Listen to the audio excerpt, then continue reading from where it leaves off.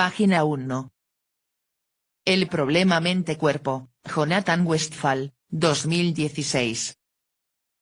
7 capítulos. 1. El problema mente-cuerpo, antecedentes e historia 1. 2. Teorías dualistas de la mente y el cuerpo 25. 3. Teorías fisicalistas de la mente 53. 4. Antimaterialismo sobre la mente 83. 5. La ciencia y el problema mente-cuerpo, la conciencia 109. 6. Teorías neutrales de la mente y el cuerpo 139. 7. Monismo neutral 165. Prólogo de la serie. La serie MidPress Essential Knowledge ofrece libros de bolsillo accesibles, concisos y bellamente producidos sobre temas de interés actual. Escritos por pensadores destacados, los libros de esta serie ofrecen reseñas expertas de temas que van desde lo cultural y lo histórico hasta lo científico y lo técnico. En la era actual de gratificación instantánea de la información, tenemos fácil acceso a opiniones, racionalizaciones y descripciones superficiales. Mucho más difícil de conseguir es el conocimiento fundamental que informa una comprensión del mundo basada en principios. Los libros de conocimiento esencial satisfacen esa necesidad. Cada uno de estos volúmenes compactos, que sintetizan temas especializados para no especialistas y abordan temas críticos a través de fundamentos, ofrecen a los lectores un punto de acceso a ideas complejas. Bruce Tidor. Catedrático de Ingeniería Biológica e Informática. Instituto de Tecnología de Massachusetts. Prefacio. El problema mente-cuerpo es una paradoja. Una paradoja es un grupo de proposiciones para cada una de las cuales tenemos argumentos aparentemente sólidos, pero las proposiciones tomadas en conjunto son inconsistentes. No podemos afirmar todas las proposiciones del grupo, pero tenemos buenas razones para creer que todas son ciertas. Mi enfoque es más estrecho que el que suele adoptarse para el problema mente-cuerpo, pero creo que puede ayudarnos a pensar claramente sobre lo que está sucediendo con las soluciones particulares que se han dado al problema en el pasado. Nos ayudará a no perdernos en la metafísica de otras cosas además de la mente y el cuerpo. El problema mente-cuerpo, en toda su generalidad, que presento en el capítulo 1, tiene que ver con la mente y el cuerpo, no con el yo, la conciencia, el alma o cualquier otra cosa que no sea la mente y el cuerpo. Sin embargo, en el capítulo 5 considero algunas teorías científicas importantes sobre la conciencia como ejemplos de tratamientos científicos de esta parte de la mente y del problema mente-cuerpo. La conciencia, cuyo estudio ha cobrado importancia recientemente en las ciencias cognitivas, puede considerarse razonablemente como una parte de la mente, aunque no es la totalidad de ella, ni es, como creía Descartes, la esencia de la mente. Entre otras cuestiones, el problema mente-cuerpo puede utilizarse para plantear la cuestión de la fisicalidad de la mente.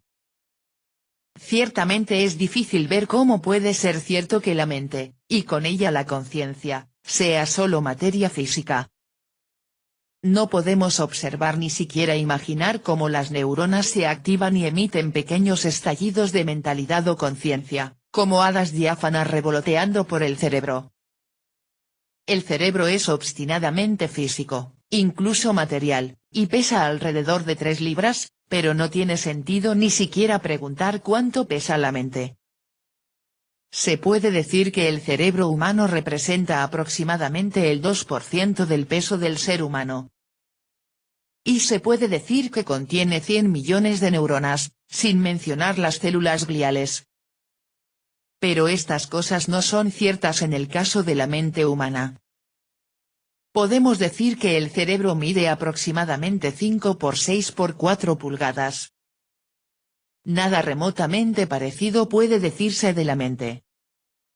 Por supuesto, hay versiones más sofisticadas del materialismo, la tesis de que todo lo que existe es algo material, o del fisicalismo, la tesis de que todo lo que existe es algo físico, que analizo en el capítulo 3, pero la misma dificultad permanece oculta en todas ellas.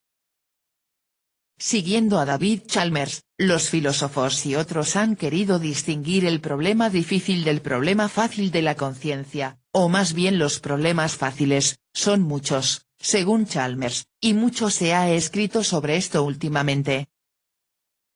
Chalmers se refiere a los problemas de describir los procesos físicos mediante los cuales llegamos a tener, por ejemplo, la conciencia de la blancura, suponiendo que podamos encontrarle sentido a esta frase. Es evidente que hay muchos problemas de este tipo. Tenemos que entender los mecanismos de los ojos, de los oídos, del tacto, de la nariz, etc. El problema difícil es comprender cómo nuestra experiencia de la blancura, y con ella nuestra conciencia de la blancura, podría surgir de los sistemas puramente físicos que operan en la corteza visual. La idea es que podemos entender la experiencia a través de los procesos físicos que ocurren cuando percibimos, pero que hay propiedades de las experiencias que no pueden entenderse de esta manera. Estos son los qualia y, para Chalmers, no son físicos. Es cierto, pero este nuevo problema difícil del siglo XX es simplemente una versión mejorada de un viejo problema que, como veremos en el capítulo 1, apareció con Descartes y sus críticos en 1641. El problema difícil es difícil. ¿Por qué? Porque es el problema mente-cuerpo, y ese es un problema difícil. El difícil problema de la conciencia de Chalmers es simplemente el problema mente-cuerpo con un nuevo nombre, completo con una distinción muy clara entre los procesos físicos más fáciles de entender y la conciencia o qualia, o mente. Para Descartes, el atributo principal de la mente es la conciencia y, por tanto, como señalaron sus críticos, existe un problema acerca de la relación de la mente con el cuerpo. Todo esto se debe a la dificultad de afirmar que la mente es física, la mente no parece encajar en absoluto en el mundo de la física y la fisiología. O eso afirma el dualismo. Considero diferentes formas de dualismo en el capítulo 2. A mediados del siglo XVII, el problema mente-cuerpo se convirtió en un problema central, el nudo del mundo, como suele decirse que lo llamó Schopenhauer, no lo hizo. Lo que Schopenhauer quizás habría querido decir si hubiera usado esa frase para el problema mente-cuerpo es que el problema significa que nuestros conceptos cotidianos de lo mental y lo físico y de la mente y el cuerpo están de alguna manera enredados de tal manera que toda nuestra concepción del mundo, incluido el mundo físico, se ve cuestionada por el problema mente-cuerpo. El problema metafísico en sí solo ha ganado importancia desde que los filósofos tomaron conciencia de él por primera vez, y a finales del siglo XX y principios del XXI, para bien o para mal, todavía está vivo y coleando. Mi propia visión, presentada en los capítulos 6 y 7, es favorable a los argumentos antimaterialistas. También es favorable al dualismo. La visión de que hay dos tipos distintos de cosas en el mundo, no solo uno. He estado pensando en el problema mente-cuerpo desde que lo encontré por primera vez cuando era estudiante. En aquella época, la atmósfera en las universidades norteamericanas e inglesas era de orientación fuertemente fisicalista o materialista. Es difícil recuperar una idea de cuán fuerte era esa atmósfera y de cómo los estudiantes que tenían otros puntos de vista se sintieron intimidados y marginados. Me imagino que sería muy difícil ahora dar un relato históricamente verdadero de cómo estos estudiantes pasaron a disciplinas fuera de la filosofía, disciplinas que para ellos tenían más sentido de qué tipo de cosas podrían ser la mente e incluso el ser humano, y de cuáles eran las posibilidades de la filosofía. Afortunadamente, la filosofía actual se está volviendo más acogedora con el extraño, como debería ser, no solo debido a una política correctiva, sino porque la filosofía misma se ha dado cuenta de que fundamentalmente equivoca su misión si no es acogedora con el extraño intelectual, el outsider. Yo era uno de esos estudiantes marginados. Para mí en aquel momento el poderoso materialismo contemporáneo era un problema. En el primer año comencé con la filosofía del siglo XVII, especialmente Leibniz, con el profesor Edwin Curley, y allí me sentí inmediatamente como en casa.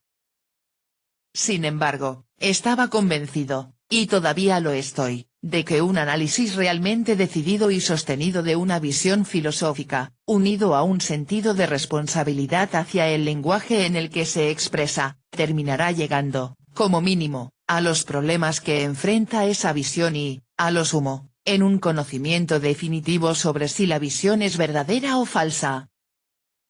No he leído ni oído nada desde que era estudiante que me haya hecho dudar de esta convicción. El materialismo podría haber sido cierto.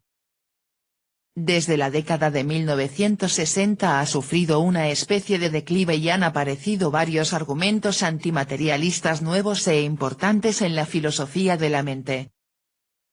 El capítulo 4 trata sobre estos argumentos. Es interesante y sorprendente que los nuevos avances se hayan producido justo cuando la filosofía y la ciencia se vuelven más amigables entre sí.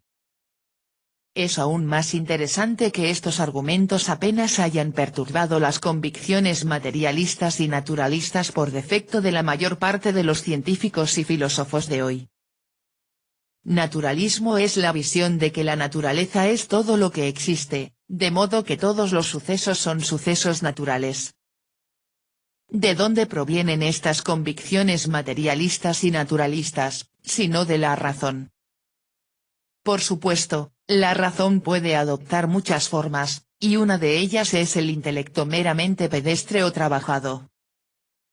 Cualquiera que sea el punto de vista que adoptemos sobre la situación actual, el momento parece favorable para un estudio de todo el problema.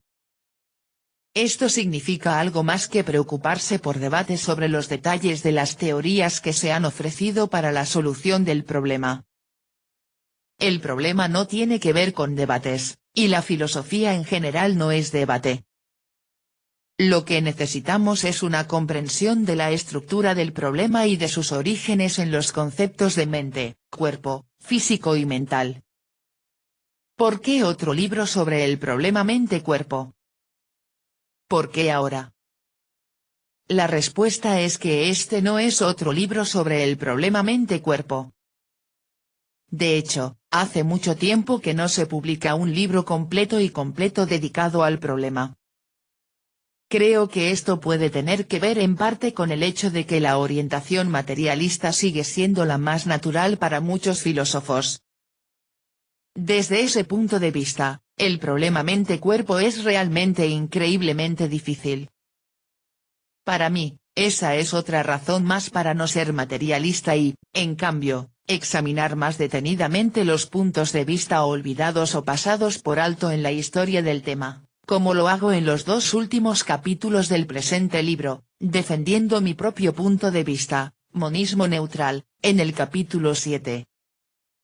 Estoy particularmente interesado en el hecho de que los monistas neutrales en el pasado no han prestado suficiente atención, si es que la han prestado, a la interacción mente-cuerpo, ni han propuesto realmente una solución al problema mente-cuerpo. Contentándose, en cambio, con el entusiasmo por la unidad de las cosas.